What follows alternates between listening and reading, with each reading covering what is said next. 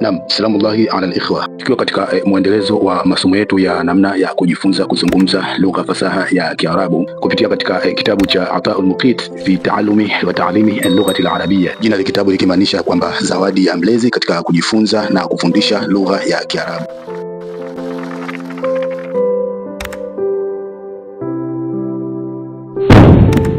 Kitabu hiki tuliwahi kukitolea mwongozo katika video zilizopita ya kwamba ni kitabu ambacho kinapendeza na kinawafaa hasa kwa watu ambao ni mara yao ya kwanza kujifunza kuzungumza lugha hii ya Kiarabu, lakini pia hasa na kwa watoto. Na uzuri unaopatikana katika kitabu hiki kimeweza kueleza kwa njia nyingi tofauti na rahisi sana, na kwa mtu ambaye hafahamu basi ataweza kupata wepesi zaidi kukifahamu. Kwa ndugu zangu ambao ni walimu wa mubtadiin au walimu ambao wanafundisha madaris ndogo za watoto au madaris ambazo zina wanafunzi ambao wameanza kujifunza kuzungumza lugha ya Kiarabu, basi kitabu hiki kinawafaa na ni kizuri zaidi. Lakini pia kwa mtu anahitaji kitabu hiki basi ataweza kucomment na hitaji kitabu katika video zetu, na sisi kwa urahisi zaidi tutaweza kuwasiliana naye ili kufanikisha jambo hilo. Kwa hiyo karibuni sana. Naam, kwa hiyo tukiendelea na masomo yetu yapatikanayo katika kitabu hiki, katika sura ya pili, somo la kwanza, tunaendelea na harful hai, herufi ya ha. Ikumbukwa kwamba bado tukiwa katika kipengele cha uundaji wa herufi, namna inavyokuwa mwanzo, namna inavyokuwa katikati, namna inavyokuwa mwisho, na vile vile inavyokuwa mwisho bila kuunganishwa. Harful hai ina takriban majedwali manne, lakini kila jedwali linaelezea kipengele chake, kama ilivyo kawaida ya kwamba jedwali la kwanza ni harufu husika inapokuwa mwanzo, na jedwali la pili ni herufi husika inapokuwa katikati, inapounganishwa pande zote mbili, na jedwali la tatu harful hai ambayo ni herufi husika inapokuwa mwisho au inapounganishwa nyuma, na jedwali la nne ni herufi husika ambayo katika jedwali hili ni harful hai inapokuwa mwisho bila kuunganishwa. Neno la kwanza la jedwali la kwanza la harful hai ni halwa.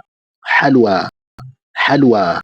Neno hili la halwa likimaanisha kuwa ni utamu au kitu kitamu. Halwa ni kitu kuwa kitamu. Ukiangalia vizuri katika neno hili la halwa utakuta hau ipo mwanzo wa neno. Neno la pili hujratun, chumba. Hujratun, chumba. Neno la tatu hajun ni hau inapokuwa mwanzo. Neno hajun si neno geni kulisikia katika masikio yetu. Neno la mwisho katika jedwali la kwanza hajjun, hili pia si geni kulisikia. Tukiamia katika jedwali la pili bahrun, hau inapokuwa katikati, bahrun inapounganishwa pande zote mbili, bahari. Bahrun ina maana ni bahari. Neno la pili sahabun, mawingu. Sahabun ina maana ni mawingu. Neno la tatu hau inapokuwa katikati, inapounganishwa mbele na nyuma, lahmun, nyama. Lahmun, nyama. Neno la mwisho katika jedwali la pili fahmun. Neno fahmun ikimaanisha ni mkaa wa mawe au makaa ya mawe. Makaa ya mawe kwa lugha ya Kiarabu inaitwa fahmun. Naam, tukiendelea na jedwali la tatu la herufi ya hai, neno la kwanza ni rihun, upepo. Rihun kimaanisha ni upepo. Jedwali hili ni hau inapokuwa mwisho, inapounganishwa kwa nyuma. Neno linalofuata milhun, chumvi. Milhun, chumvi. Neno linalofuata balahun.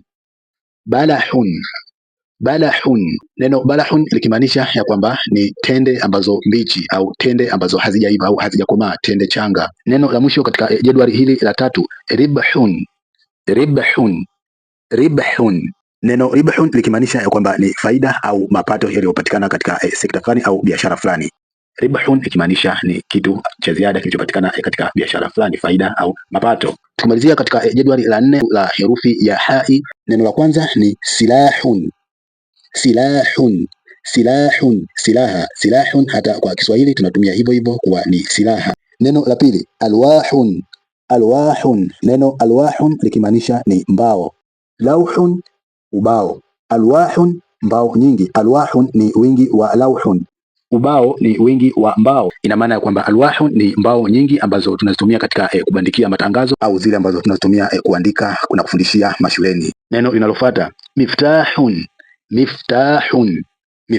Neno miftahun likimaanisha ni ufunguo. Miftahun, ufunguo, kitu kinachofungua. Fataha, amefungua. Miftahun, kinachofungua. Neno la mwisho la harful hai fallahun.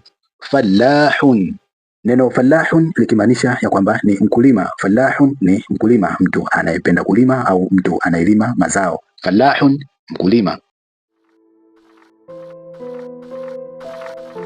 Nikumbushe kwa wahitaji wa kitabu hiki cha Ataul Muqit fi Taalumi wa Taalimi al-Lugha al-Arabia, watuandikie katika comment nahitaji kitabu, basi tutaweza kuwasiliana nao ili kuhakikisha tunafanikisha zoezi hilo. Na hii ni muhimu sana kwa wale ambao ni maustadh na ni walimu ambao wakifundisha watoto wadogo au wakifundisha madrasa ndogo ndogo za watoto wadogo au za watu ambao wameanza kujifunza namna ya kutamka lugha ya Kiarabu au namna ya kutamka maandishi na kusoma lugha ya Kiarabu. Kwa hiyo wote karibuni sana, mnakaribishwa. La mwisho kwa wafuatiliaji wetu, kama bado huja subscribe, basi hakikisha una subscribe ili kupata mwendelezo wa masomo mapya yatakapotoka, ili yakufikie kwa urahisi zaidi. Na ili kupata wepesi wa kufuatilia masomo yetu zaidi, ingia katika playlist ya video zetu za masomo tumeweza kupangilia kwa utaratibu mzuri, na utaweza kufuatilia somo la mwanzo la kwanza mpaka somo tuliloishia na tunaloendelea kwa sasa. Kwa hiyo karibuni sana na ahsantum.